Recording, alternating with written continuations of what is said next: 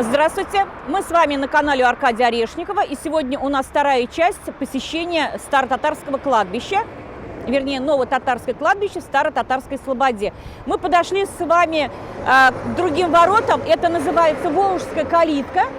Сейчас здесь забор, стена новая, и именно когда-то вот это место, вот эти запасные ворота назывались Волжская калитка, а главные ворота были в том направлении к заводу Точмаш. В настоящий момент эти ворота закрыты, стеной заделаны, и в 2013 году они были перенесены вот в той части, где мы были с вами в прошлый раз. Сегодня 26 апреля, день родного языка, сегодня день рождения Тукая, и мы вот эту вторую часть решили посвятить памяти Габдуллы Тукая. И сейчас мы пройдем к его могиле.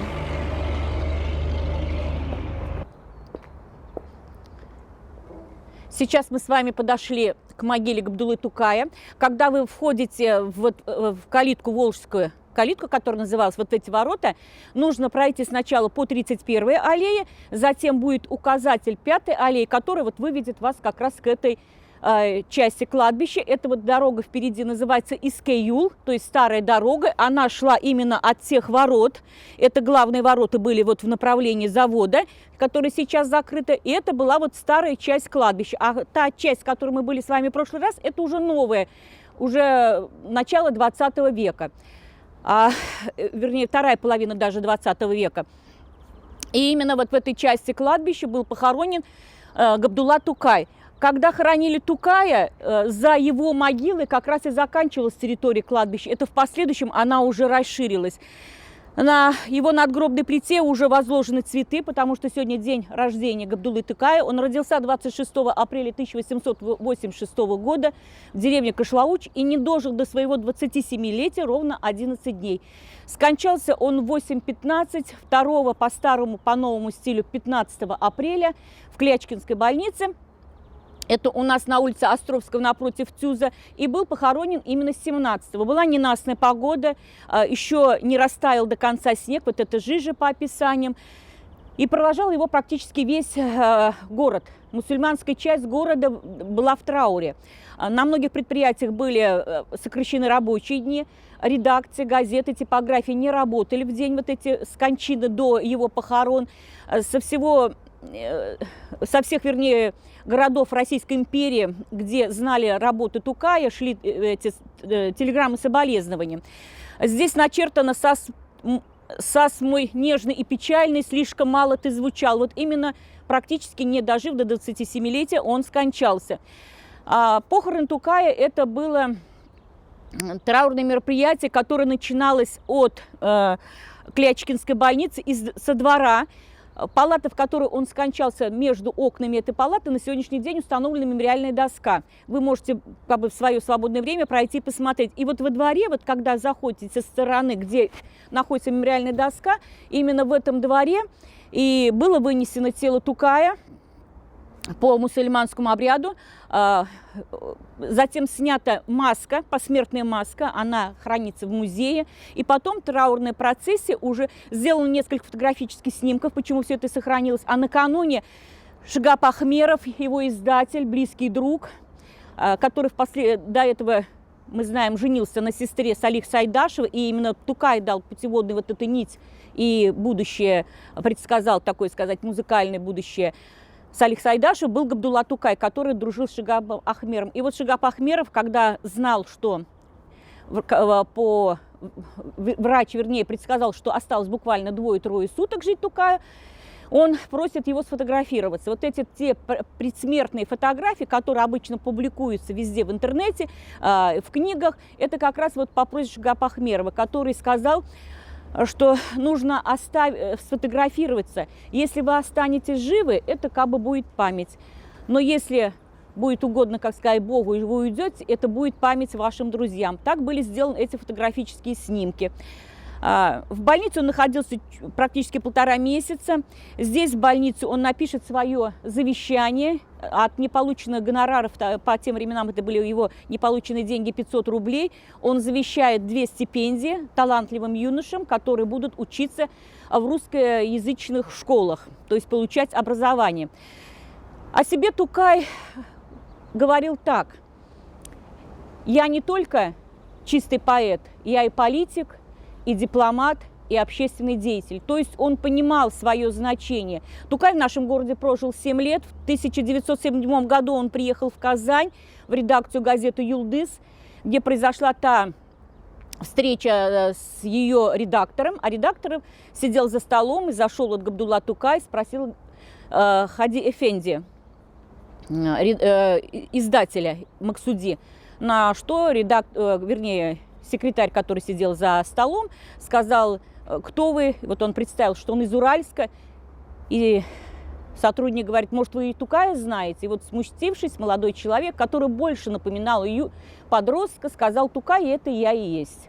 Так произошла встреча Галиаскара Камала и Габдуллы Тукая. В последующем они дружили, но самым близким другом по духовности, вот по наставничеству, конечно, в последующем стал Фатых Амирхан. Его могила здесь недалеко. В первое время они не смогли сойтись, потому что разные воспитания были, в разной среде выросли. У Амирхана была полная семья, где все любили друг друга. И вот именно Фатых Амирхан, несмотря на то, что у них разница в возрасте была всего 3-4 месяца, был его направляющей нитью.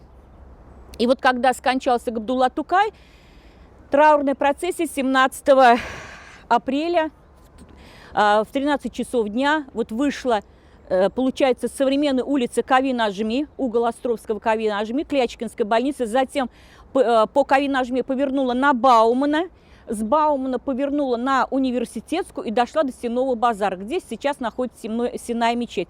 Там произошел траурный митинг, затем по Московской повернули на Татарстан современную и затем на Юнусовскую площадь, где прошла еще один траурный митинг, где сделаны были вот многие фотографические снимки.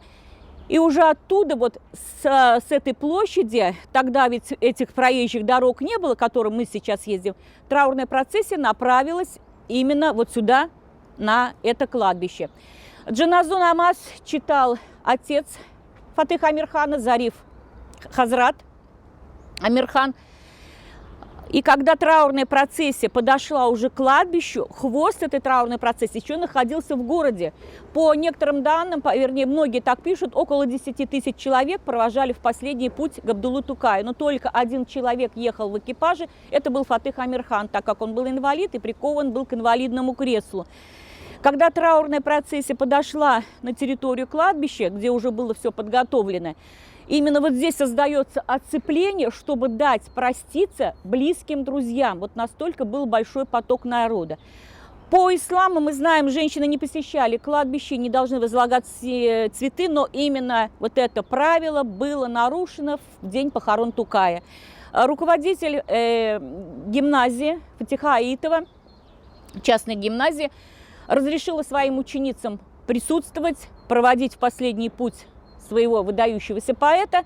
И вот эта траурная процессия с девушками, где решили им возложить венки, вот началось прощание. Здесь по завещанию Тукая на его могиле была зачитана его последние стихи. Так закончился жизненный путь Габдуллы Тукая. А уже на следующий день один известный фотограф, к сожалению, сейчас не могу точной фамилии, он выезжает по месту его жительства в Кашлауч, в Кырлай, где делает фотографические снимки тех мест, которые связаны были с Тукаем. Габдулла Тукай был в своей общественной работе и тем близким другом многих тех людей, которые связали свою жизнь с искусством. И вот, говоря о Тукае, мы всегда говорим, что именно он дал название татарской театральной труппе «Саяр». И вот жизнь распорядилась так, что многие саяровцы похоронены здесь, рядом с ним. Но рядом здесь находится могила его друга Хусаина Ямашева. Ямашев и Тукай дружили, были близкими друзьями. И Ямашев у нас вошел в историю татарского народа как первый социал-демократ. Когда в 1905 году в нашу Казань приезжает Яков Михайлович Сверло по заданию партии создать эти парторганизации подпольные, одна из секций была татарской, которой руководителем был назначен, избран именно Хусаин Ямашев, первый социал-демократ из татар. И вот его идеи были близки и Габдулле Тукай, они дружили. И когда уже в 1907 году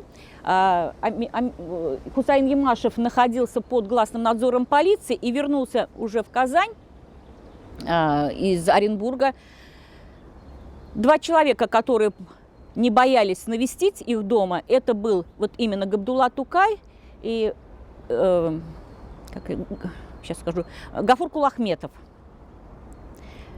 Вот два товарища. Но самый близкий, конечно, был его Тукай, его друг, его последователь, единомышленник. И когда скончался Хусайн Ямашев, а скончался он в этот день, он пошел в редакцию ГАСЫР договориться об издании своей брошюры. И вот в магазинчике, где было вот небольшой, у каждого издательства был свой небольшой магазинчик, это в районе Сенного базара, когда он пришел туда договориться, у него произошел вот этот приступ. Он упал, потеряв сознание, и уже приехавший врач констатировал смерть. В 30 лет Хусайн Ямашев скончался от инсульта. Сейчас мы подошли к могиле Ильязбека Кудашева-Ашказарского. Именно он создает театральную труппу музыкантов, вокалистов и драматических актеров, татарскую первую труппу, и пытается дать первый спектакль, но не получает разрешения. Это было не у нас в Казани, в Оренбурге. И выпускник нашей Казанской учительской школы, он был педагог по образованию, знал несколько языков, при этом играл на нескольких музыкальных инструментах. И вот со своей небольшой труппой он выезжает в Нижний Новгород на Нижегородскую ярмарку, где было легче получить разрешение вот на премьерные спектакли и вообще на театральную деятельность. Прибыв в Нижний Новгород, начинается первое выступление, это фурор, потому что это первая мусульманская труппа. Все женские роли в труппе исполняли только мужчины, женщин-актрис не было. И работая вот в таком составе, большая популярность, но начинаются финансовые проблемы. По характеру Ильязбек Кудашев был, не финансист, не умел организовать вот эту всю финансовую отчетность. И когда начинаются вот эти неприятности среди труппы, денег не хватало, нужно было оплачивать жилье, питание, плюс какие-то гонорары платить. При этом нужны были и реквизит, и за аренду помещений платить. У них начинаются, натянутые отношения в труппе, переругались, грубо говоря, все. И в это время как раз к нему в труппу поступил молодой человек Габдулла Кариев. И именно труппа принимает решение, что Кариев и должен возглавить труппу. Так, первым организатором уже официальной этой нашей татарской труппы уже из рук Ильязбека Кудашева-Ашказарского перешла в руки Габдуллы Кариева. Он тоже похоронен рядом с Тукаем. А здесь еще находится могила артиста Сиди Кайдарова. Он супруг Галии Кайбицкой, известной нашей татарской певицы. Будучи из семьи кустаря, он был вынужден из материальных соображений оставить медресе Мухаммедия, пойти работать. И как увлечение у него была музыка, он играл на гармонике и поступил в труппу Восточного клуба, где был любительский оркестр. И играя в этом оркестре, как раз его услышит Гульсум Булгарская, и она предложит ему вступить в труппу Саяр. Но для этого он попросит разрешения у отца, и Гульсум Булгарская придет в дом к ним и будет разговаривать с отцом. И после этой беседы, а на тот период Сидику Айдарову было 15 лет, отец и скажет: если Бог тебе дал петь и играть, пой, играй, я мешать не буду. Так его начинается творческая жизнь. А затем он уже начинает, через 2 года получит первую роль. И здесь в труппе произойдет знакомство его с будущей супругой Галией Кайбицкой. Галия Кайбицкая, она дочь учителя Тукая. Это семья, которая тесно связана с семьей Габдуллы, семья Тухватуллиных тесно связана с именем Габдуллы Тукая. А в браке Галии Кайбицкой и Сиди Кайдарова родится сын Саяр, который станет архитектором, а уже их внук Ильяс – это известный у нас художник. Все потомки уже Сиди Кайдарова – это архитекторы, художники. И одна из улиц нашего города в авиастроительном районе, как раз улица Айдара, она названа его именем. А рядом могила Шарифа Камала, это татарский писатель, который свою творческую жизнь начал еще до революции. Он много ездил по стране, тогда по Российской империи, устраивался везде работать. Это и шахты, и Каспийский промысел рыбный. Затем он едет в Петербург, где начинает учительствовать. По образованию он был педагогом тоже, его отец Муллой. И начинает публиковать свои стихи именно в Петербурге первые. А потом уже жизнь вот так привела его к Казани. Он еще вошел у нас в историю татарской, как бы сказать, татарское писательство тем, что он первый перевел на татарский язык шолоховскую поднятую целину. Но в 1937 году, когда начинается вот волна репрессий в Союзе писателей, и именно Шариф Камал тоже под это попадал, но в это время он был тяжело болен, и просто ему не дали, как сказать, не арестовали, а дали спокойно умереть. Музей-квартира находится у нас на улице Островского. Там собраны вещи, те, которые при жизни принадлежали семье. А после его кончины, он скончался в декабре 1942 года. И в интернете есть кадры, если вы наберете Ураза Байрам 1945 года, там как раз вот в этом видеоролике есть кадры, где вот именно на этом месте два Бабая и его сын читают вот эту поминальную молитву. Здесь как раз вот была те самые ворота. Сын его погибнет в 1944 году, и, окаживаясь в трудном положении материальном, семья вынуждена продать практически пишущую машинку, там был и рояль, многие вещи, которые принадлежали семье, и уже после, намного после, в 50-е годы, 60-е, когда вот организовывался музей, эти вещи постепенно были найдены и собраны вот в экспозиции музея. А за могилой Айдарова находится могила Нури Сакаева. Это тоже татарский актер, который начинал с труппы «Сайяр», потом был труппа «Нур», которая организовала Сахибжамал Гизатуллина Волжская. И Сакаевы – это двоюродные братья Кудашева-Ашказарского. То есть все эти близкие родственники тоже были актерами. Здесь же похоронена и Нурия. Нурия Сакаева, оперная певица, она умерла рано, в 1943 году. А за могилой уже Сакаева находится еще могила одного саяровца, это Барый Болгарский. Барый Болгарский был как раз тем исполнителем женских ролей в татарской труппе, о котором я говорила. На тот период практически все роли исполняли только мужчины. А с правой стороны мы сейчас подойдем к месту, где похоронена первая татарская актриса Сахибжамал Гизатуллина Волжская. Сахибжамал Гизатуллина Волжская, первая татарская актриса и вообще первая актриса в исламском мире. На сцену она вышла рано, очень рано, будучи оставшись сиротой, и вот, несмотря на это, она все-таки дорабатывала, работала, получила образование, она закончила, брала уроки и у исламской, и в русской школе, затем она еще и принимала, вернее, училась в частной школе танцев, и вот на выпускном вечере она танцевала с молодым человеком, который был в то время в авангарде татарской молодежи, это Фатых Амирхан. И вот он именно ее и подтолкнул к новой жизни.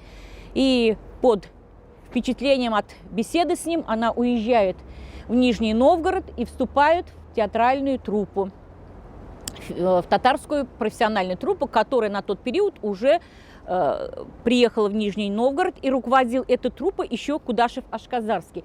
И когда она, как сказать, изъявила желание вступить в труппу, это было воспринято, ну, очень бурно. В исламском мире женщина еще не выходила. Ведь это произвело фурор в том еще, что она не просто стала актрисой, она вышла на сцену с непокрытым лицом. Вот в этом был переворот в сознании татарской молодежи, исламской молодежи того времени. И ей предложили взять сценический псевдоним, как вы видели, уже у многих вот были сценические псевдонимы, на что она ответила: мой отец был Гизатуллин. И так она навсегда останется Сахибжамал Гизатуллиной, но вот возьмет себе второе имя через дефис, это Волжская. И начиная вот работать в труппе, исполнять вот эти первые женские роли, как раз в этот момент и приходит Минлибай Хайруллин, который возьмет псевдоним себе Кариев, Габдулла Кариев.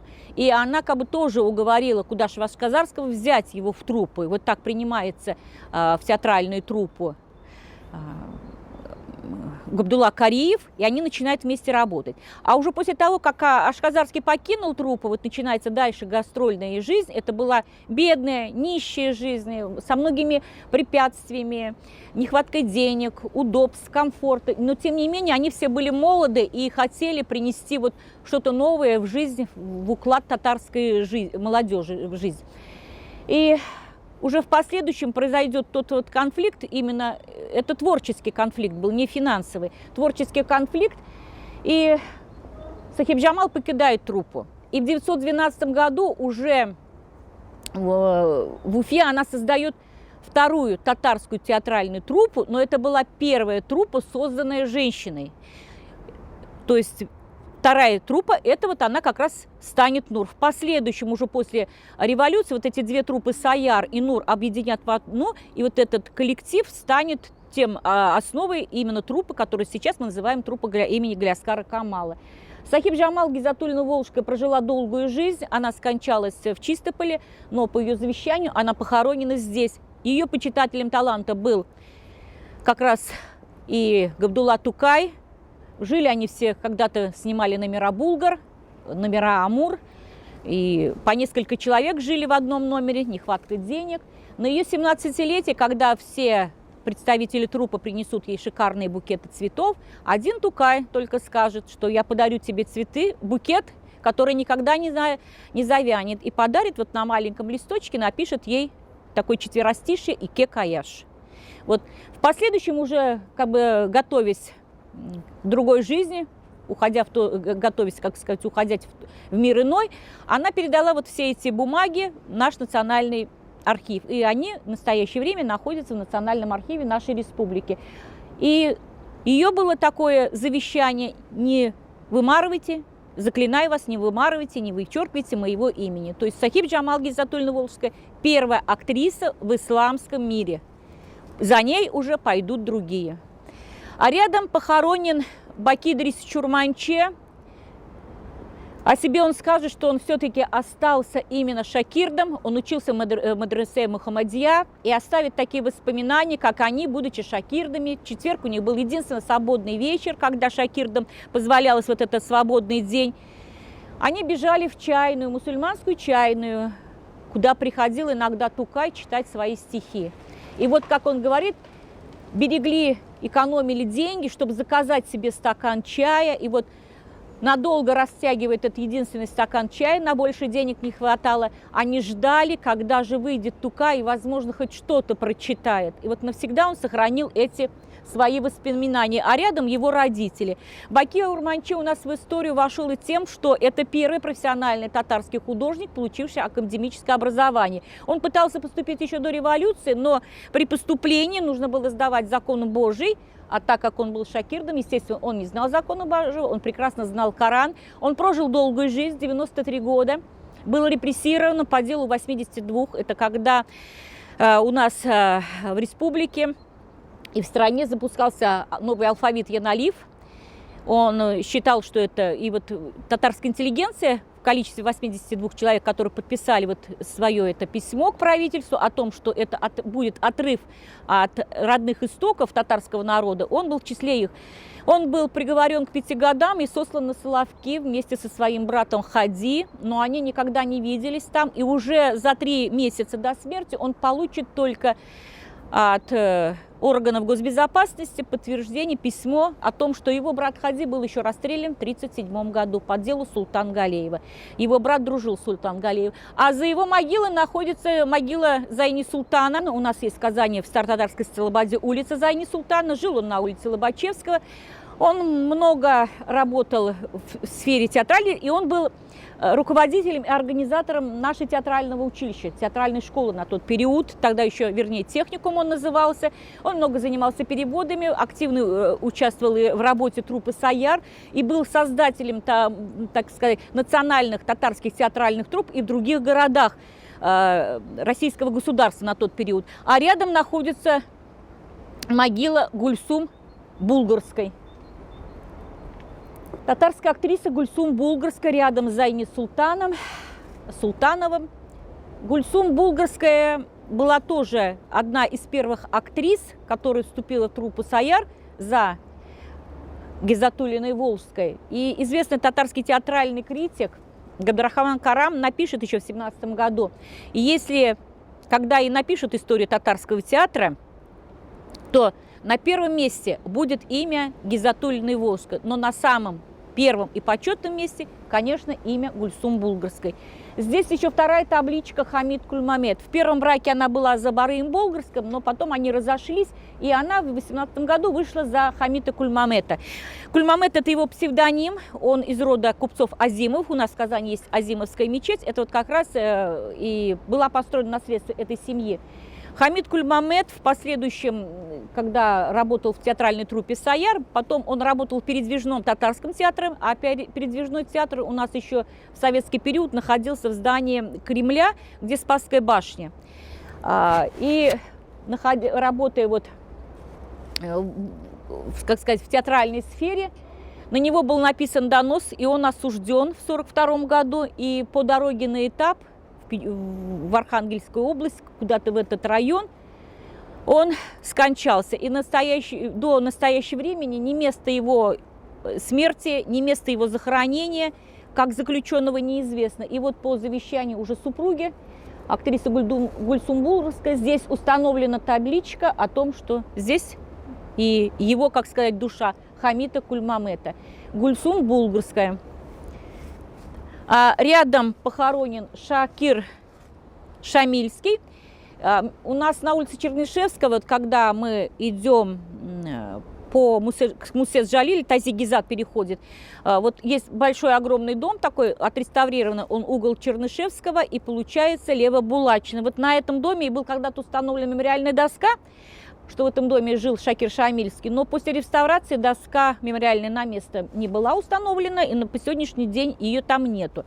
А он проживал в этом доме, это тоже известный татарский актер, саяровец, который тоже, как сказать, внес свою лепту в театральное дело татарского театра. Рядом с Зайни Султаном похоронена Гульсум Камская, она была супруга Гали Ильясова. Гали Ильясова была репрессирована в 1937 году, она была актрисой нашего татарского театра, до этого она в других, в Красноармейске, тогда это были театральные труппы под эгидой Красной Армии, работала и в Москве, потом уже приезжает к нам в Казань. В 1937 году, когда был репрессирован ее муж и режиссер, затем следом за ним арестована она, двое их детей были отправлены в разные детские дома. После реабилитации, освобождения она вернулась в Казань, но работы не было, ее в театр взяли, но, так сказать, как в обслуживающий персонал, не в актрисы. И в последующем уже начинают ей давать небольшие роли, а так в историю татарского театра она вошла как мастер эпизода. Если вот вы будете смотреть старые татарские спектакли, Гульсум Камская часто там принимала участие, работала в этих спектаклях, и именно вот маленькие эпизоды, яркие, характерные, это работа Гульсум Камской. В день, когда был реабилитирован Карим Тимчурин, и в этот день она получает телеграмму о том, что муж возвращается из лагерей. И в последующем ее сын в память о своей матери напишет книгу, повесть «Родная косточка». И вернувшийся муж из лагерей, вот увидев своих взрослых уже сыновей, прошло 20 лет, а младшему сыну было 1,5 года, нужно было выстраивать отношения, он и скажет: мы жили с вами на разных планетах. Вот такая судьба была у татарской актрисы Гульсум Камской. Рядом с могилой Хусайна Ямашева, а сегодня было возложение цветов и к памятнику Тукая, и к памятнику Хусайна Ямашева, похоронен профессор Курбан Галеев. Курбан Галеев тоже учился в татарской учительской школе, педагог, и он много сделал именно для становления национального образования в нашей республике. То есть 30-е годы вот создание кафедр всевозможных, вот, татарского языка и прочее в нашей республике, это его заслуга. А рядом такой необычный памятник. Здесь похоронен Ахмед Хади Максуди. Когда мы говорили о Тукае, я вот говорила, что, приехав в Казань, Тукай в октябре 1907 года идет в редакцию газеты «Звезда» и ждет Хади Эфенди. Хади Эфенди – это вот как раз Ахмед Хади Максуди. Ахмед Хади Максуди был из семьи религиозного деятеля, муллы, они из-за Казани. Его брат – известный политический деятель наш татарский до революционного периода и именно в периоды начала революции. Это Садри Максуди. У нас в Новосавинском районе на сегодняшний день установлен памятник его брату Садри Максуди, который эмигрировал и был советником турецкого президента. А Ахмед Хади Максуди, он что у нас сделал? Во-первых, он дал 6 дополнительных букв в татарском языку, чтобы правильно было звучание. Вот всевозможные вот эти добавочные, вот 6 дополнительных букв, это заслуга Ахмед Хади Максуди. Он дал правильное звучание татарскому языку. Он издает букварь. Он в совершенстве знал 6 языков. Он знал французский. Он сделал вот именно французский вот этот переводник на татарский язык. В то время до революции татары много выезжали за границу. И вот на волне революционных событий 1905 года он получает разрешение и открывает вот свою газету «Звезда Юлдыз». Та самая газета, которая просуществовала до середины 18 года. Он преподавал в педагогическом институте у нас восточном, затем в 30-е годы, в 32-м, 33-м, когда вот начинается волна репрессий именно против старой, так сказать, татарской интеллигенции, он был арестован и сослан в Вятку, где он жил в очень жестких условиях. А если посчитать, в это время он уже был, извините, не молодой человек, а уже человек в возрасте. И пережив вот эту тяжелую ссылку, он был освобожден и вернулся в Казань. Но накануне войны он вновь арестован, допросы. Но есть вот в документах, в архивных, протоколы его допроса, он все время называл уже фамилии тех людей, которые скончались или которые эмигрировали. Но он не называл никого, кто, как сказать, в то время был еще жив. И накануне войны он был освобожден из-под ареста. У нас в то время арест был Черное озеро. И, как пишут по воспоминаниям, это уже вышел такой уставший, надломленный старик. Ему было уже далеко за 60. В это время начинается Великая Отечественная война, и в октябре месяце он скончался, и, так сказать, вернее, он умер летом, простите. И весть о его смерти вот в западной прессе, то есть в основном это Турция, в эмигрантских кругах, узнают только через год, в 1942 году, где появится некролог по поводу его кончины. То есть вот такая заслуга была Ахмед Хади Максуди. Он умер тихо, никто об этом практически не знал, тем более началась Великая Отечественная война, уже многие ушли на фронт, и его кончина оказалась такой незаметной, хотя этот человек в 1905 году открыл вот татарскую газету, еще раз говорю, «Юлдыз», которая просуществовала 12 лет. Благодаря ему усилиями была открыта первая библиотека национальная, это Китабхана Исламия. Она находилась сначала в номерах Булгар, потом ее перенесли там, где типография Каримовых, мемориальная доска там установлена. И вот такой необычный памятник поставлен человеку, который дал дополнительные 6 букв в татарском языку. Ахмед Хади Максуди. За могилой Тукая похоронен Марсель Хакимович Салимзянов. Марсель Хакимович, в прошлый раз мы говорили о его родителях в первой нашей встрече. Он родился в 1934 году, когда труппа нашего татарского театра участвовала в демонстрации 7 ноября. Вот это какой-то там изображала какой-то, как сказать, сюжет из спектакля. И когда вот эта процессия праздничная прошла, у его мамы начались схватки, и так родился вот Марсель Хакимович Салимзянов. Семья жила во дворе, где современный театр Карима Тимчурина. Там практически было вот это общежитие, где жили деятели театра. Своего рода общежитие было. По настоянию матери, как мы уже в прошлый раз говорили, он учился на юридическом факультете Казанского университета, он юрист по образованию, и вот на последнем курсе, то есть все равно его тянуло в театр, он вырос за кулисами, он мечтал о театре, и супруг и его сестры предложил ему, что езжай, поступай, я помогу тебе материально. Так он уезжает в Москву, поступать в ГИТИС, поступает и продолжает учиться. И уже вернувшись, где-то через год он начинает работать в нашем татарском драматическом театре имени Галяскара Камала. А на тот период мы немножко забываем по истории, что ведь послевоенный период, 50-е, 60-е и начало 70-х годов, все национальные театры как бы финансировались по остаточному принципу. И татарский театр тоже получали актеры буквально мизерные там зарплаты грошовые, как-то подработки в то время, как сейчас, этого не было принято. И жили очень трудно материально, почему мама была категорически против. И вот, начиная руководить театром, он 34 года практически руководил театром, он и поднял наш татарский театр на должный уровень. Его визитной карточкой на долгие годы станет, тот самый спектакль «Старик из Альдермыша». Бектагиров здесь похоронен. Хасан Туфан мы в прошлый раз смотрели, автора этого бессмертного спектакля. И уже вот начинается возрождение татарского театра. И когда проходили Дни национального театра в Москве, не только нашего татарского, а принимали участие, как бы своего рода это фестиваль был, все театры союзных республик, именно на спектакли нашего татарского театра не было никогда билетов. И на те билеты, которые не продавались, давались в нагрузку именно к нашему татарскому, к спектаклям нашего татарского театра. Марсель Хакимович Селимзян, вот здесь находится его могила, выдающийся театральный деятель, человек, который дал новую жизнь нашему татарскому театру. Ну вот, если мы стоим лицом к памятнику Тукая, с левой стороны, с правой Кудашев Ашказарский похоронен, а слева Габдулла Кариев. Вот Габдулла Кариев, как раз, я как говорила, уже примет эстафету от Кудашева Ашказарского и возглавит татарский театр. Он проживет всего 34 года, он скончается в январе 1920 года, когда уже в нашей стране и в нашем городе был холод, разруха.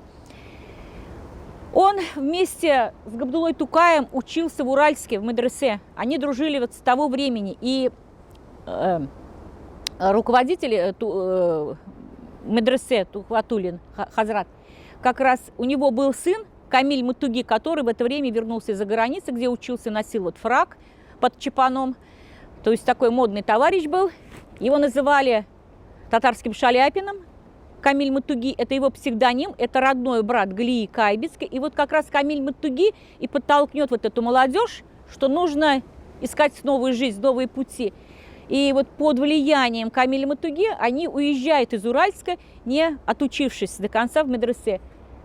Тукай едет к нам в Казань в октябре 1907 года, приезжает. Габдулла Кариев, немножко, чтобы заработать денег, едет на Нижегородскую ярмарку, где он увидел и услышал эту первую татарскую театральную труппу Кудашева Ашказарского, в которой он восторженный идет за кулисы, поздравлять, знакомиться и просит его принять. И вот по протекции, уже по настоянию Гульсум Сакиб Джамал Гизатульной Волжской он и поступает в труппу.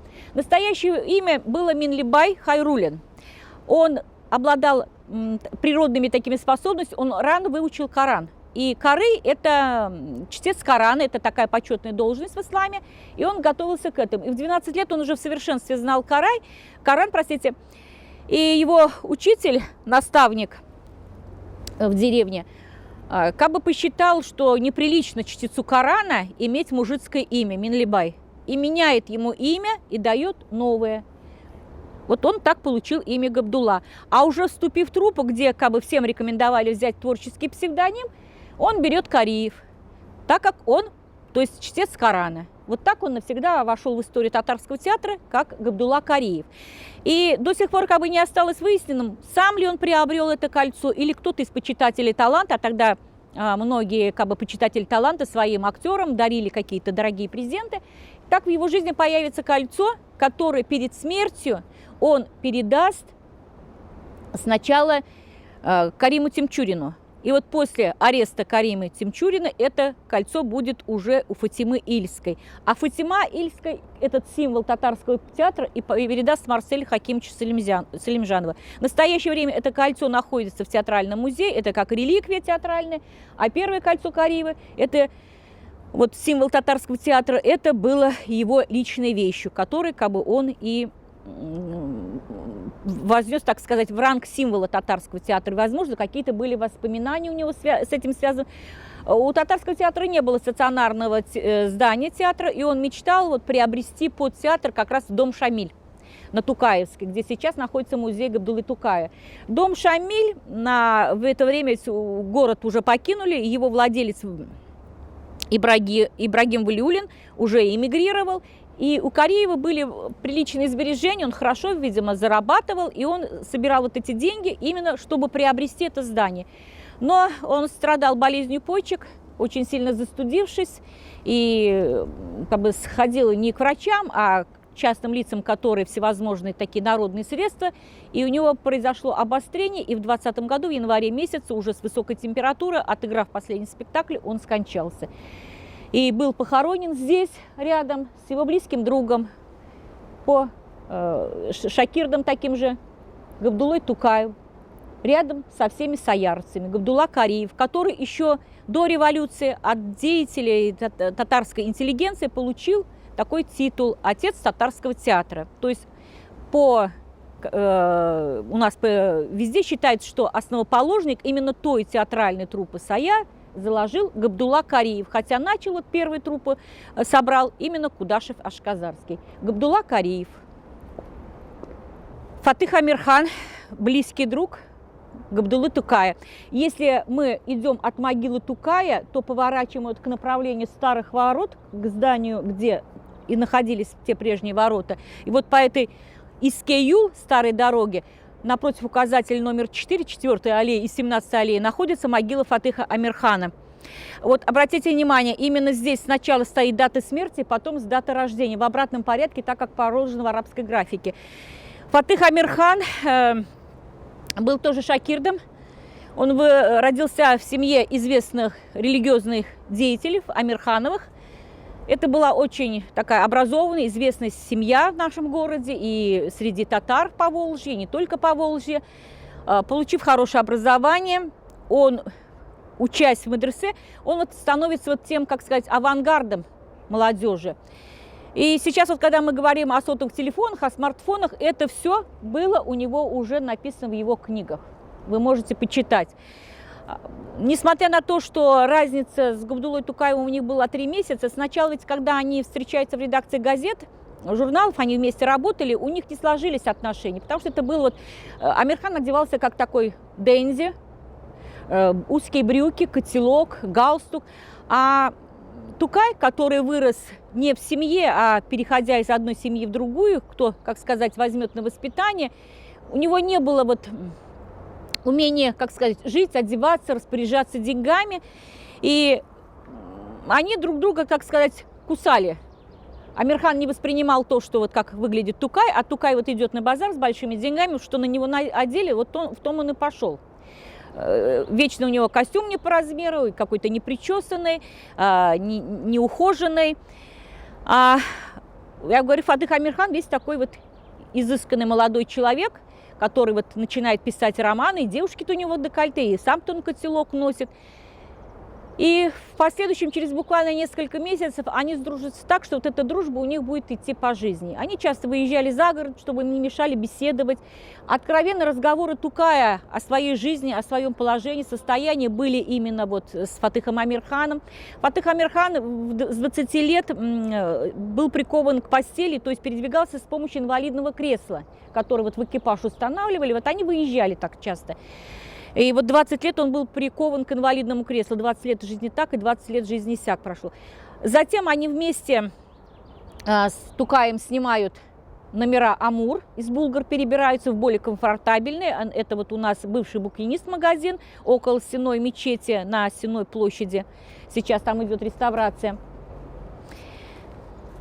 И живя вот 9-11 номер они занимали.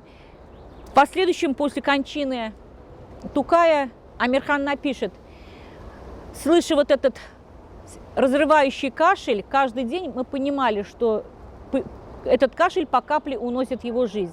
И вот в последнюю ночь, когда на следующий день нужно было ложиться в Клячкинскую больницу, как раз он заходит в номер к Фатыху Амирхана и говорит о том, что ложится завтра в больнице, и, возможно, они не увидятся, и им просто попрощаться.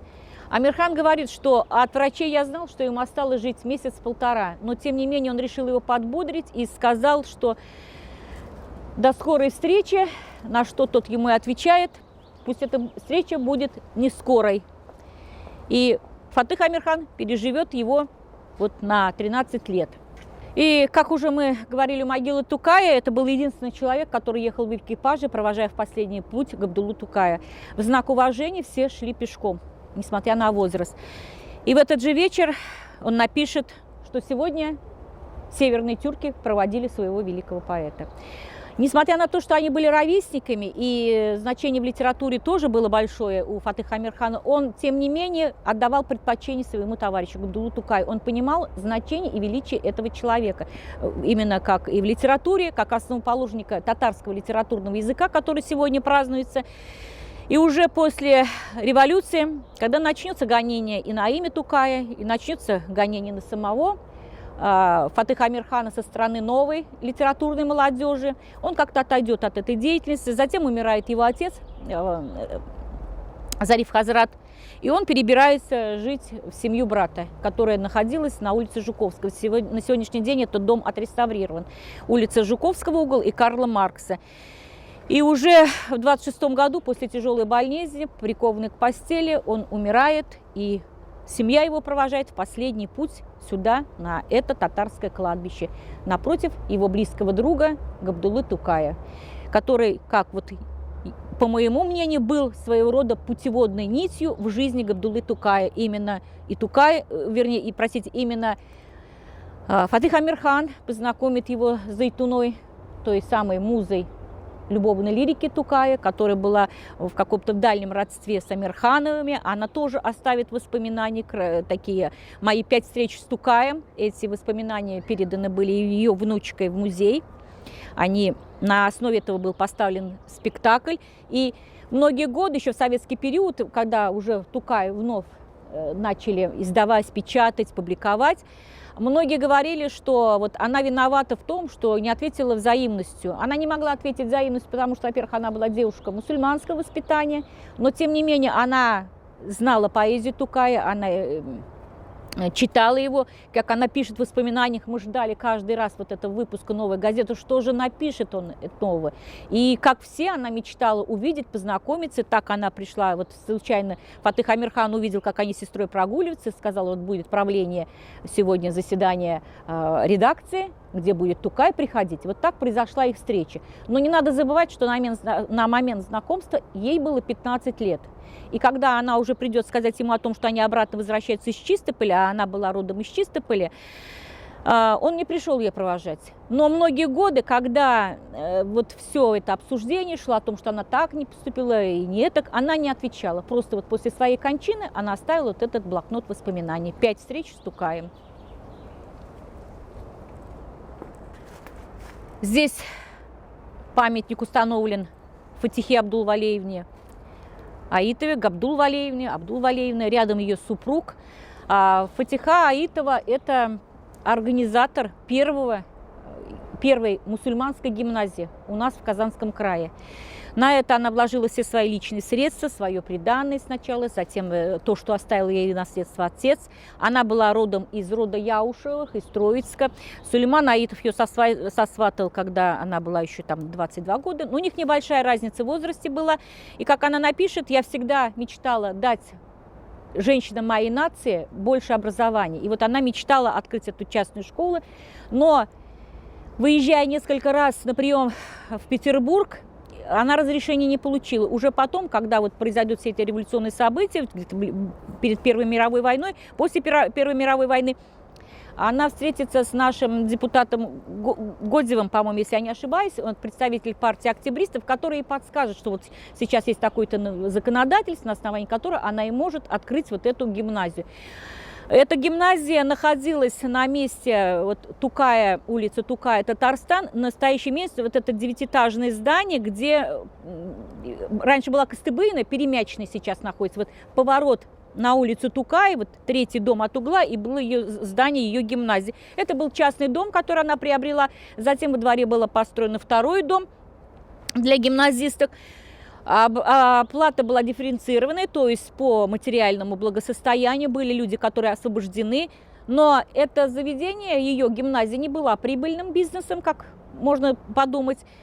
Практически все расходы она компенсировала из личных семейных средств. Ее муж был известным предпринимателем, и в банковской сфере работал, и на его средства была построена мечеть в Адмиралтейской слободе Сулейман Аитов. А затем революционные события, 22-й год, именно ее ученицам она своим, хотя она строго соблюдала нормы шариата, но тем не менее она разрешила своим гимназисткам проводить последний путь Габдуллы Тукая, где девушки шли с траурными венками и возложили их на могилу Габдуллы Тукая. Затем начинаются вот эти тяжелые времена, когда они покидают вместе с Белой армией город, затем возвращаются, но имущество все конфисковано, средств нет к жизни. И в 22 году ее супруг скончался, а дети вынуждены были разъехаться. Ее сын был близким другом, ее сын старший был близким другом Фатыха Амирхана и Габдуллы Тукая.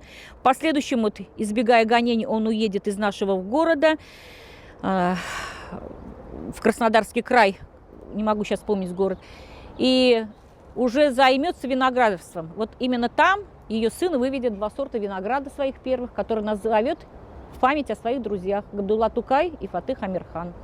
2 вот таких вида винограда.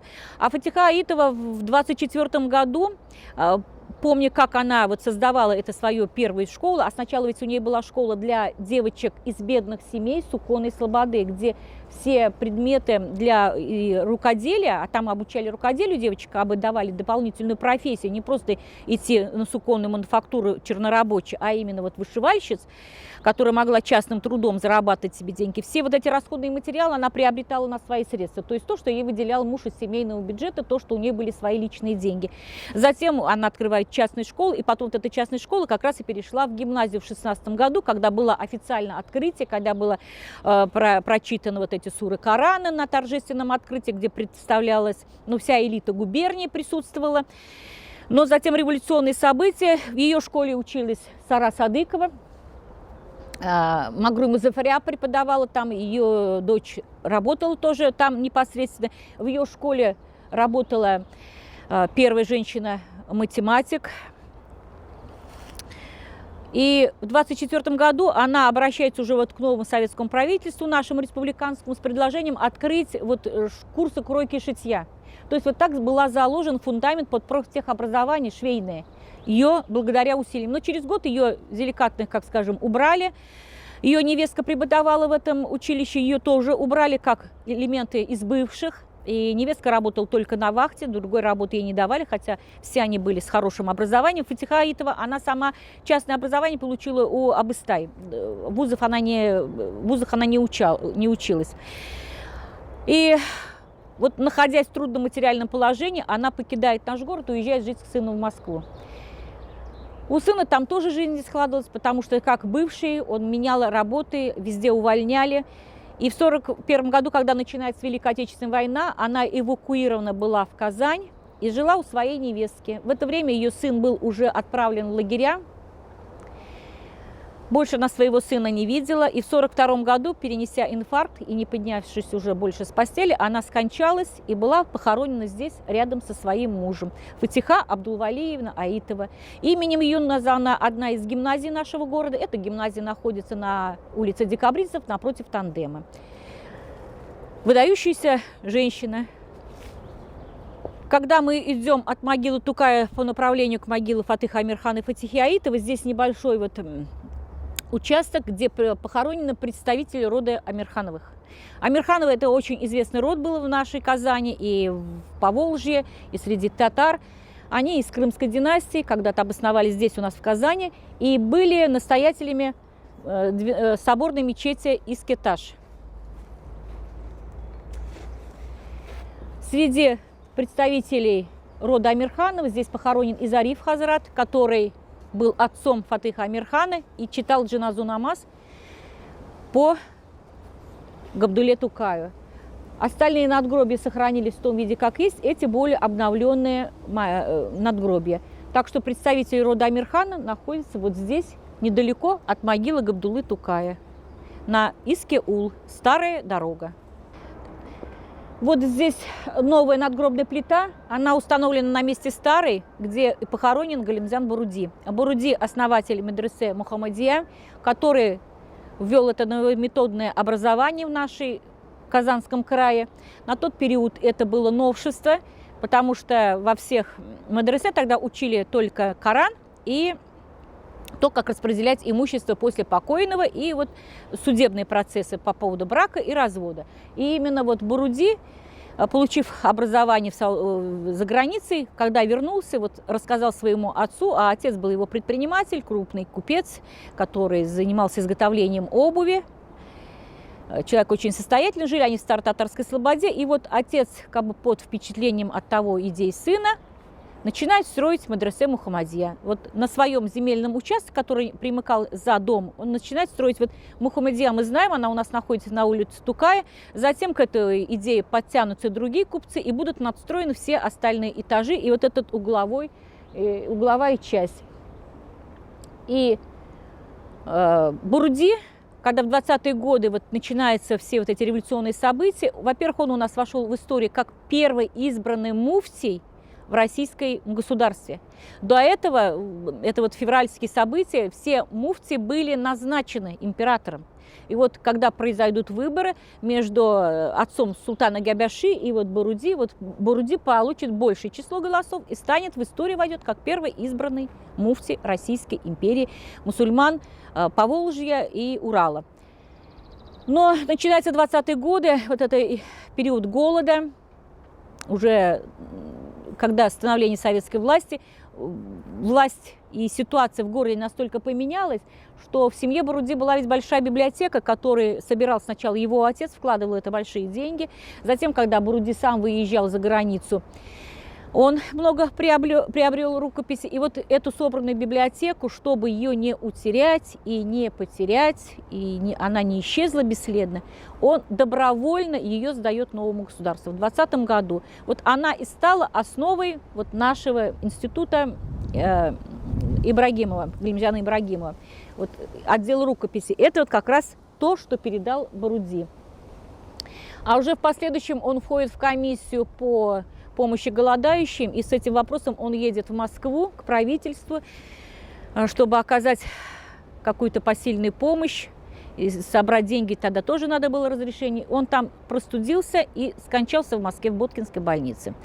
И на тот момент, вот этот январь месяц, когда были трескучие морозы в 2021 году, и вот весть, телеграмма пришла в Казань о том, что скончался Галимзян Буруди, а Буруди это его псевдоним, потому что настоятелями были его другие братья Галеевы. Один был настоятелем здесь, в Розовой мечети, другой также в Сенной мечети и Галеевской мечети. И когда весть пришла именно в Казань, вот был отправлен спецвагон, и вот толпа, большая толпа, это большое число жителей, которые встречали и проводили в последний путь своего выдающегося богослова. Человек, который дал вот это новое направление в образовании татарам. Медресе Мухаммадия прошло через жизнь многих деятелей искусства татарского, которые потом перешло уже в послереволюционный период. Это и Наки Самбет, это и тот же самый Баки Урманчи. Это о многих можно говорить, те, кто учился в Медресе Мухаммадия. Именно именем его отца и названо было это медресе. В 21 году, когда он скончался, вот его привезли, и он похоронен был здесь, а джаназу намаз читал его брат, который был настоятелем как раз вот этой розовой мечети. Так трагически в тяжелое время закончилась жизнь выдающейся личности Галимзяна Буруди. В 2017 году ушла из жизни татарская певица Хания Фархи. У нее было много почитателей ее таланта. Ну, свое имя она сделала сама, Фархи, она взяла псевдоним по имени своего отца, ее фамилия Белабек Тагирова.